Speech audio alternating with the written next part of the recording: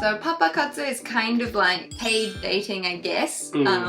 Katsu is sort of an activity that you're working towards. So like Konkatsu, searching for a marriage partner. Papa-Katsu, searching for a papa. Meshida jokes about Japan. Welcome back to my YouTube channel. I'm a comedian and I introduce funny Japanese culture. And today we have a special guest, Lai-chan! I don't know how special I am. Meshida! And today's YouTube theme is Papa-Katsu. Lai-chan, can you introduce what is Papa-Katsu? Okay, so Papa-Katsu is kind of like paid dating, I guess.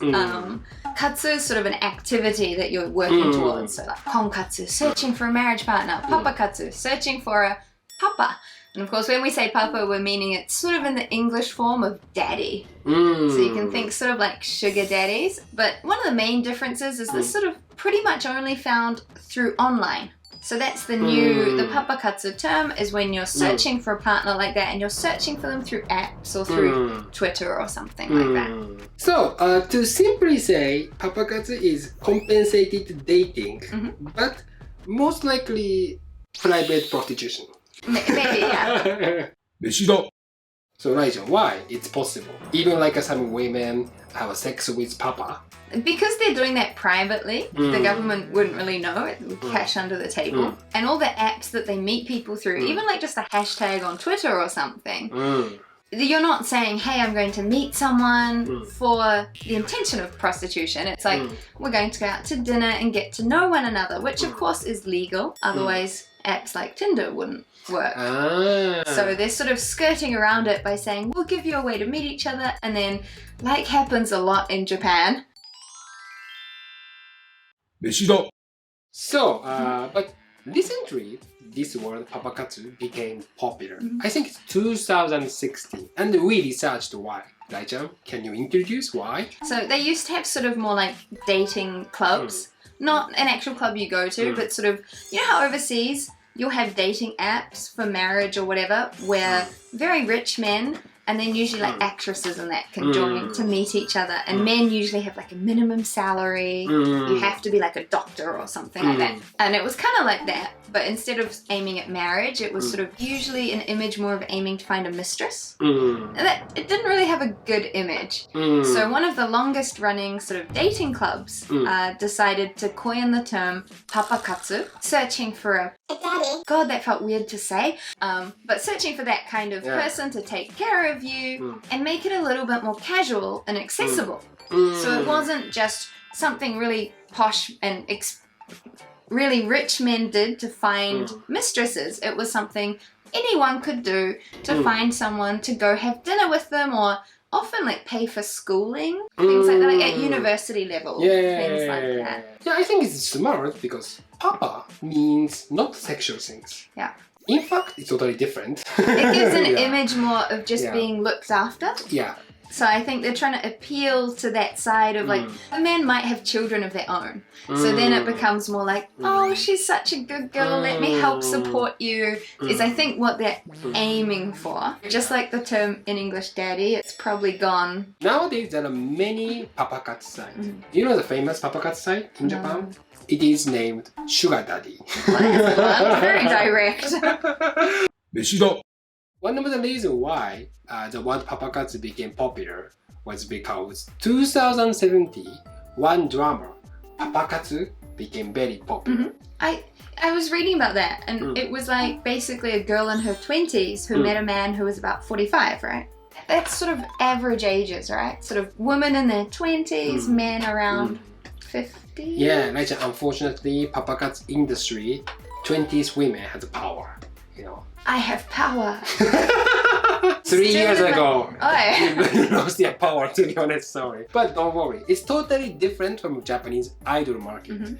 So Japanese idol market, if you become 30, you have to graduate. Listen, Japan, we are aging society. In Papa-Katsu industry, 30s women are still in the market. Congratulations, Mai-chan. Yay! All I've I've ever wanted. But before, we call this kind of things enjo kosai. That one I've heard more of. Probably I'm showing my age here. So my image of it was like high school girls in Shibuya going on paid dates with salary men. That was my image of. But listen now, Papa-Katsu, like a Japanese man, ask 20s women. It means Japanese man has matured. Yeah. Finally! Yeah. Yay! Yeah, I'm very mature. You know why? Because I'm not interested in young women. I love MILF. Japanese men always going for extremes. It's like very young or way older than me. There's no in the middle there. Meshida. Actually, there's sort of like a set idea of about how much you would pay for dates in this industry. The first meeting, just to see if you get on and want to see each other again, is usually either free up to about 5,000 yen, so $50. I can do it. Yeah.